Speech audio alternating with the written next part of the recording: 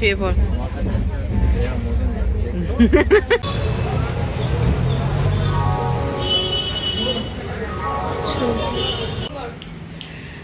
বারান্দাটা না দেখানো হয় না। ব্যালকনিটা বেশ যথেষ্ট বড় সড়ো ছিল, একদম ফ্রন্ট সাইডে পেয়েছিলাম আমরা।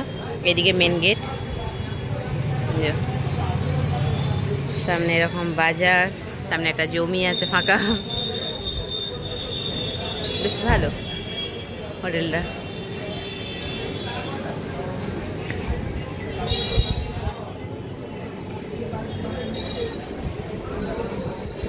ভালো, সুন্দর, দুটো দিন খুব ভালো কাটলো আমাদের, তাই তো রে মানে। এটা এবার বন্ধ করে দিই। খুব সুন্দর একটা মানে ওয়াল পুরো একদম কাঁচে হয়ে। হ্যাঁ, ব্যাগপত্র নিয়ে টোটোয় বসে গেছি, আর এই আমাদের সমুদ্র আর মেলাটা লাস্ট দেখতে দেখতে যাওয়া। মনিব যেতে যেতে বলছে মা আজকে ট্রেনটা যদি 8:30টার সময় না হয়ে যদি রাতে 11টার সময় হতো টিকিটটা পেতাম তাহলে আমাদের খুব ভালো হতো, সন্ধ্যাবেলাটা এসে চিল্কা লেক থেকে এসে একটুখানি মেলাটাও ঘুরতে পারতাম, তারপরে হোটেল থেকে খাওয়া দাওয়া করে 10টার মধ্যে বেরিয়ে গেলি তাহলে ভালো হতো। তো সন্ধ্যাবেলায় মেলাটাও একটুখানি দেখতে ভালো লাগতো, তো সেটা হলো না, কিছু করার নেই। ঠিক আছে, আবার যখন নেক্সট টাইম আসবি তখন মেলাটা ভালো করে ঘুরবি, বেশি করে একটু টাইম নিয়ে আসবি, কারণ সময়টা আমরা অনেকটা কম হাতে নিয়ে গিয়েছিলাম।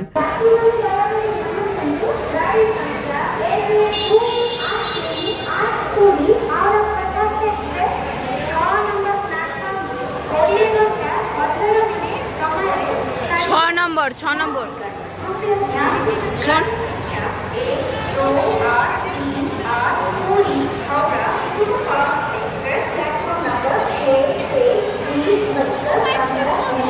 Puri Howrah express. Puri train number দেখ, ট্রেনের টিকিটটা মনি হাতে নিয়ে আগাচ্ছে। এই যে কোনটা বলে দে মনি, আমাদের পড়েছে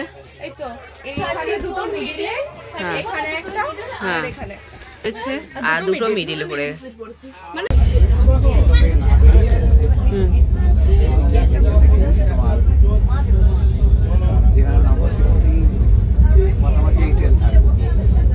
আগে দেখো গাড়ির খোঁজ করো, যদি গাড়ি পাও তাহলে তো ভালো। উপর আছে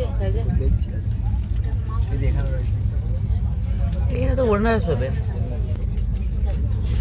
মনিকে পিছন করে দিয়েছে, মনি এখানে আলাদা হয়ে গেল।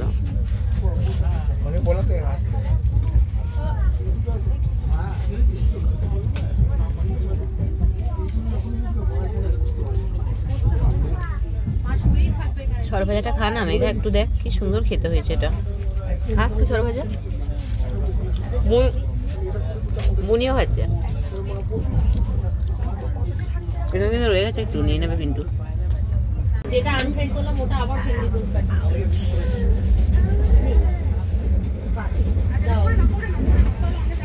শুয়ে পড়।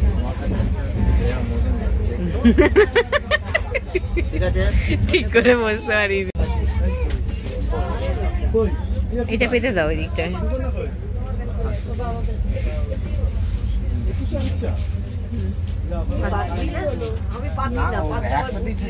উপরে চলে যাও, ওরা ওটা নিবি রে। এটা আমার সাইড, এটা আমার হয়ে গেছে সাইডে, সব শুয়ে পড়েছে। কি রাখা জায়গা আছে না, জলের বোতল রাখার জায়গা নেই, তুই মাথার পাশে রেখে দে। কোনটায় আছে এইগুলো, ওটা নেই।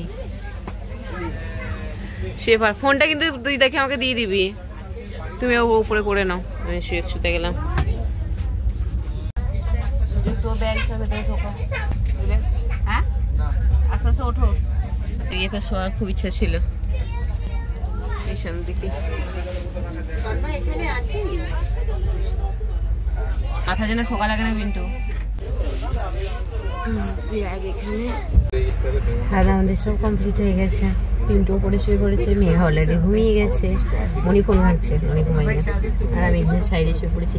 আজকে এত জ্যাম ছিল রাস্তায়, আমরা 1 ঘন্টা আগে বেরিয়েছি, অনেক মানুষ মানে ট্রেনে উঠতে পারেনি, তো তাদেরই আমি একটা সিটে শুয়ে পড়েছি, কারণ ফাঁকা ছিল এই জায়গাটা, আর এই জায়গাটা আমার সময় খুব ইচ্ছে ছিল, কারণ এই শুয়ে শুয়ে আমি অনেকক্ষণ এখন দিয়ে মানে ট্রেনের বাইরে সব এগুলো দেখবো। একটা স্টেশন এলো, ঘুম আসছে না, কারণ এখন কটা বাজবে, 9টা বাজছে। 9টা বাজছে না পিন্টু?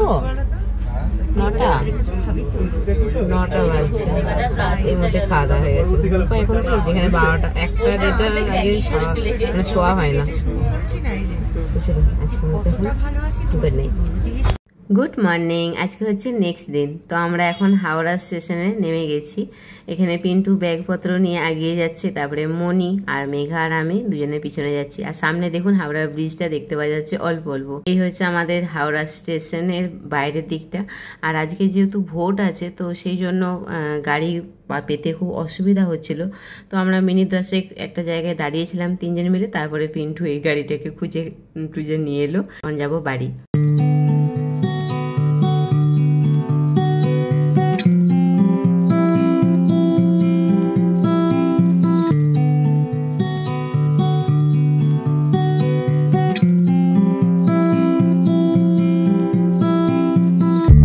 দুদিন বাদে বাড়ি ফিরলাম। বাড়ি ফিরে কিচেনে যেখানে আমি বাসনগুলো সব মেজে রাখি, ওই র্যাকটা খুব নোংরা হয়েছে। তো সেই জন্য আমরা সব টিফিন খেয়ে বাসনগুলো মাজতে যাওয়ার আগে ভাবলাম কি এটা আগে পরিষ্কার করি, তারপরে এর ওপরে বাসনগুলো মেজে রাখবো।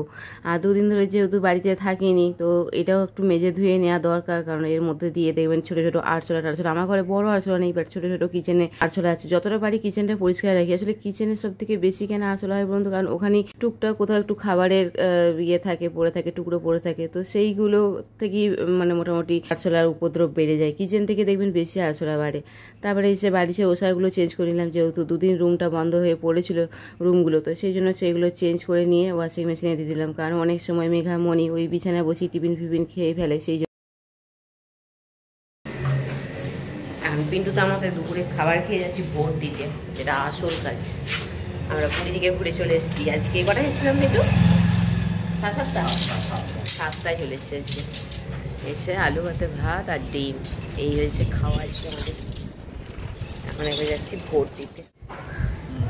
তোমারটা দেখো, প্রমাণ কোথায়? তুমি ভোট দিয়েছো, প্রমাণ এই যে আসল কাজ হয়ে গেছে। চলো। ফুটি কই? সরি ফুটি চলে এসছে। Welcome home. এরপরে মনি খুশি। ও এসে থেকে ফুটির জন্য মন খারাপ। মা ফুটি কই? এবারে বারান্দায় ওর ভালো চটটা পেতে দেবে। চুপচাপ ওর খিদে পেয়েছে, এবার খেতে দিতে ওকে। ফুটির এখন 2টো বাটি হয়ে গেছে। আমার লাল বাটিটা আছে তো, লাল বাটিটাও আছে, আবার একটা অন্য ছোট একটা বাটি। ফুটি এমনি করিস না, দাঁড়া তোর বাটিটা উল্টে দিচ্ছি, দাঁড়া। ও কি খিদে পেয়েছে।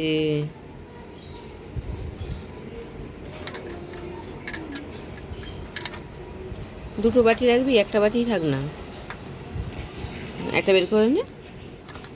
হ্যাঁ ওটা বের করে দে, আর হলুদ বাটিটা দিয়ে দে, ওটার মধ্যে জল দিতে হবে। পুরী থেকে ঘুরে আসার পরে বাড়িতে জামা কাপড়ের তো ঢাল হয়ে গেছে। কিছুগুলো কেচে শুকিয়েছি, এসিয়ে ওয়াশিং মেশিনে দিয়ে দিয়েছিলাম। এগুলো সব বেশি নোংরা ছিল, একটু ভিজাও ছিল, খুব একটা শুকায়নি। তো সেই জন্য ওগুলোকে কেচে ইয়ে করে দিয়েছি, ভাঁজ করে রেখে দিয়েছি। আর কিছুগুলো ভাঁজ করতে ছিল। আর এখানে এই কাপড়টা দেখাচ্ছি, এই কাপড়টাকে আমি একটুখানি ওয়াশ করতে দিচ্ছি, ওয়াশ আর পালিশ। আর মেঘার যে ব্যাগের চেনটা ওটা কেটে গেছে, তো ওই ব্যাগের চেনটাও পুরো দোকানে নিয়ে এসে সারিয়ে নিয়ে যাচ্ছি। নিয়ে তারপরে টুকটাক মুদি সদায় বাজার করব, যেহেতু 2 দিন থাকিনি, তো অনেক বাজার শেষ হয়ে গেছে। তো সেইগুলো বাজার করে নিয়ে তারপরে বাড়ি যাব। তো এখানে বাজার টাজার করে নিয়ে চলে এসেছি। এখানে ম্যাগি, তারপরে চিনি, ছোলার ডাল, সর্ষের তেল, তারপর সাদা তেল, তারপর সার্ফের প্যাকেট, চা পাতা, অনেক সব আছে আর কি। তারপরে ফ্রাইড রাইস করার চাল আছে, মসুর ডাল, লাল হাড়পি, গরম মশলার পাতা, টমেটো সস। তো এরকম করে টুকটাক করে যেগুলো খুব দরকার সেগুলো বাজার করে নিই। এগুলো নিত্য প্রয়োজনীয় জিনিস একদম, এগুলো না হলে চলবে না আমার সংসারে। তো আমার কেন, সবারই সংসারে। তো তারপরে এখন যাবে একটুখানি বান্ধবী বাড়ি চলে এসেছি। এই বান্ধবী বাড়িটা আমার একদম ঘরের পাশেই, একদম কাছেই। ওকে একটুখানি পুরী থেকে খাজা নিয়ে এসেছিলাম, আর ওর মেয়ের জন্য একটা গিফট নিয়ে এসেছিলাম, তো সেটা দিতে চলে এসেছি। তো ও এখানে সব পুজোর বাজার করছে, পুজোর বাজারে সব হিসাব করছিল, তো ওকে দিয়ে এরপরে বাড়ি যাব। তো চলুন আজকের মতো গুড নাইট।